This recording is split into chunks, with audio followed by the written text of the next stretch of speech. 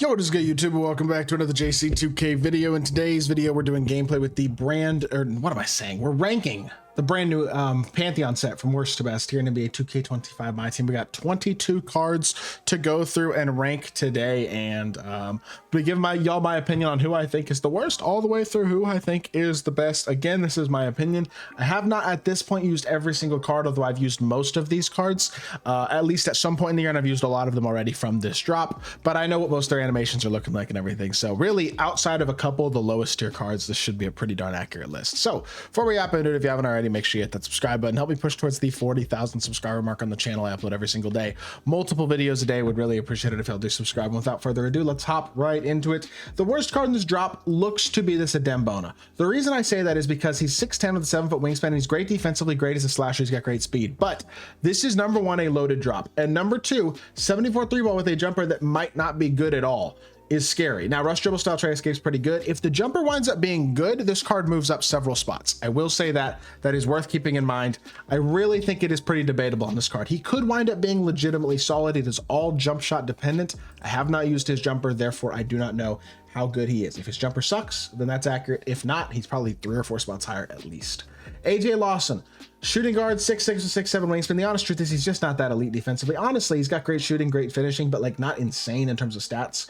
Realistically, it's card is gonna have a good jump shot. His jumper is actually pretty solid, but I don't think, I mean, Jalen Green dribble style step escape is nice. I don't think he's anything special though, to be totally honest. And then Sam Hauser, same story, 6'7 with 6'9 wingspan. He's a little bit bigger than AJ Lawson is. That's the main reason I give him the slight edge. Also just overall a better shooter, but again, jump shot on this card I haven't really used either. So I think that these guys are pretty interchangeable here at the bottom three, just depending on their animations. But Tim Hardaway Jr. is next. This feels like the right spot for him. I do know his jump shot, and I know it's not that great. 6'6 to 6'7 wingspan is just not elite at this point in the year, and I think that is a completely valid point to make. He's just not going to be that exceptional of a card. So I don't have extremely high hopes for this card at this point in the year, and in my opinion, I don't know. Realistically, you're looking at a THJ card who's just not that elite defensively, not that elite as a slasher. And movement-wise, and Kyrie dribble style with Garland behind the back isn't bad, but not a great escape with Kyrie. Green dribble style is good, but like he's not great. Now, to be fair, I have to say every card on this list at this point in the year at least isn't terrible. Like Ramon Sessions,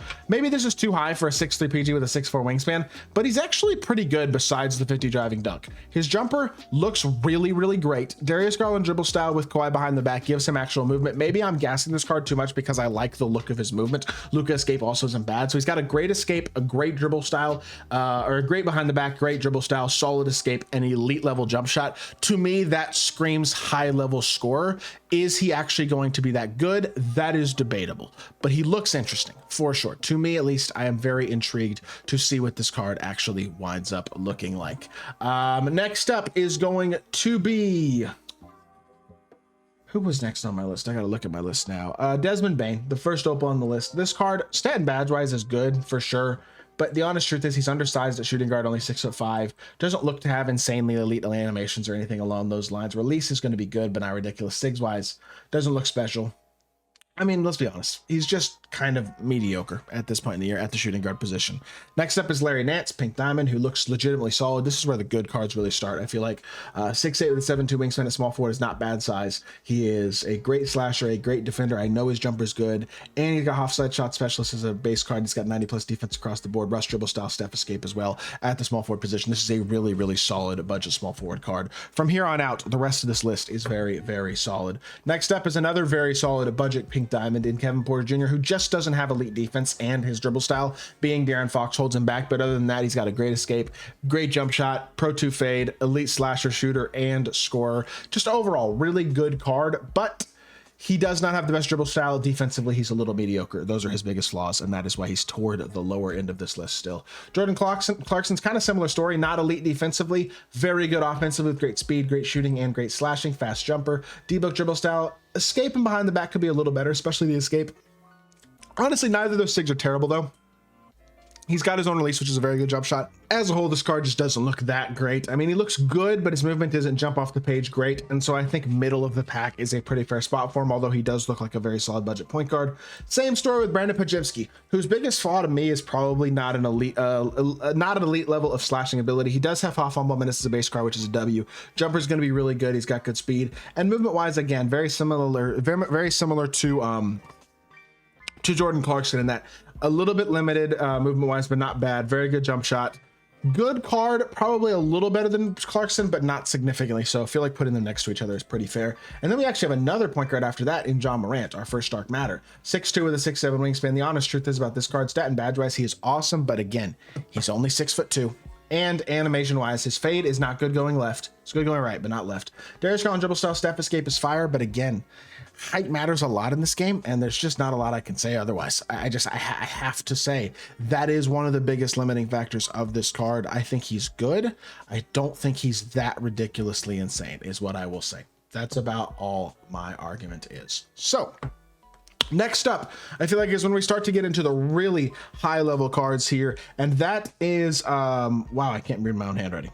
Oh, Thabo Cephalosha, that's what that says. Pink Diamond Thabo, amazing budget shooting guard, 6'6" with 6'10" wingspan. 2K changed his jumper, so his jumper's going to be awesome. Jalen Green dribble style, step escape, so he's got legit movement, and he is an absolutely elite 3-and-D card. Great shooting badges, great defense, and he's a good slasher with, again, good sigs as well. This card is a stud. He looks like an incredible budget shooting guard, and I'm excited to get a video with him at some point this weekend. Delano Banton at 6'8" with a 6'10" wingspan is legitimately one of the very best budget point guards in the game. I think you could make a real argument for him, especially a badged version over both Dyson Daniels and Alex Caruso. He is elite defensively. He is, or elite offensively, really, being 6'8" with the finishing ability he's got. He's got a very nice jump shot, and he's a very switchable, high-level defender for a point guard. I don't know if I'd say elite defensively with all gold defensive badges as a base card, but he looks extremely good, without a doubt. That much is for sure, and I'm very excited about this card. I think he's going to be an absolutely awesome option at the PG spot. I already have recorded a gameplay with him as I record this video, actually, and I think he's a stud.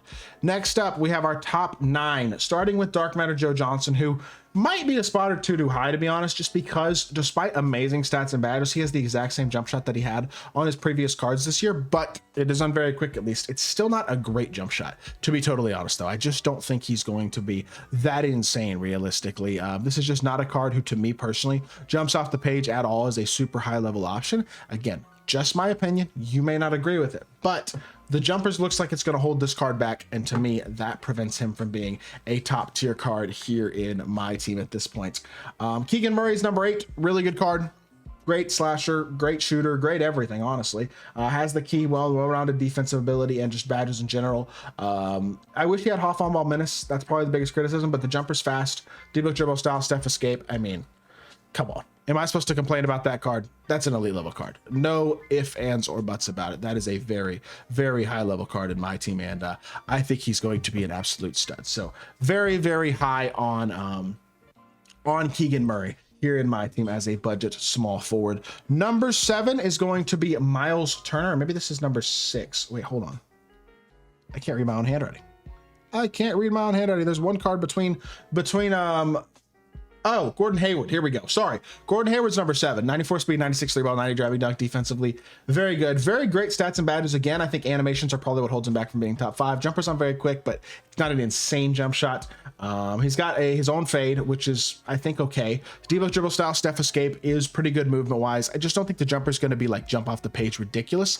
Definitely think it's going to be good though, like no doubt about it whatsoever. I just don't know if he's going to be super duper crazy special, is basically what I will say. But the card does look really, really good, and he's definitely a very, very interesting option here in my team.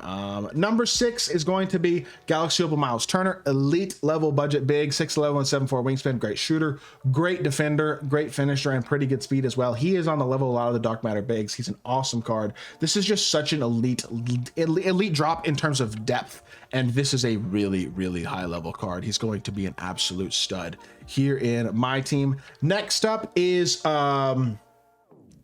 Who's do I have at number 5? Hold on, I'm sorry. Alex Sarr, who's better than Miles Turner slightly, in my opinion, mostly because he's a couple inches taller.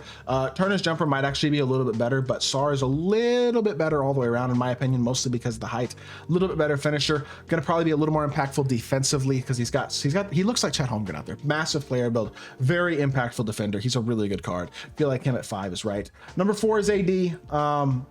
Just honestly, 6'10", but 7'6" wingspan helps. Very good card, no doubt, but probably also realistically deserves to be somewhere around this spot. He's got his own jumper, which is so disappointing. Holds him back, honestly. Otherwise, it's a good card, but it holds him back. Number 3, same story, Cade Cunningham. Awesome jump shot, awesome stats and badges as a point guard, but they only gave him, he's got D-Book dribble style, trade escape, which is nice. It's not Garland dribble style though. He still has his own hezzy and he still has his own fade. His fade is not that good. Really makes him like kind of mid as well. 2K did not soup those 100 overalls quite like I was hoping that they would. Number 2 to me is this Luol Deng. I legitimately think he's better than the 100 overalls because he's got real movement with Kimba escape, Garland behind the back. De'Aaron Fox dribble style isn't great, but his jumper's amazing. He's a really, really high level budget small forward, and I think Cade's jump movement is too limited. AD's jumper is not that insane for 100 overall. I feel like they're not gonna perform better than this Luol does, in all honesty. Maybe that's a crazy take, but the number 1 card in the drop, no doubt about it, is Invincible Dr. J. 6'7" with a 6'11" wingspan. I mean, come on, he is absolutely souped to the gills. Nothing you can say about this card in terms of real flaws. He's just an absolutely elite level card. No ifs, ands, or buts about it. And in my opinion, absolutely deserves to be ranked very, very high on this list. I mean, he's the best shooting guard in the game besides KD. And in my opinion, I said in my opinion, he's just be high on this list. In my opinion, he might be the best shooting guard in the game. Like in terms of comparing him to KD, his jumper's probably a little better. He's got Pro 2 fade. KD has his own fade. That's opinion, but I lean K Pro 2. Darius Garland dribble style, Francis sides with Kemba escape 3 behind the back of perfect sigs. I mean, look at his legends. He's got such good legends. He is insane. Easily the best card in this drop. Not even close. Maybe the best shooting guard in the game. He's absolutely cracked. With that being said, that is going to do it for this video. I hope y'all did enjoy. If you did, make sure you hit that like button, leave a comment, and subscribe. I'll be back with more 2K content very, very soon, and I appreciate y'all. Peace.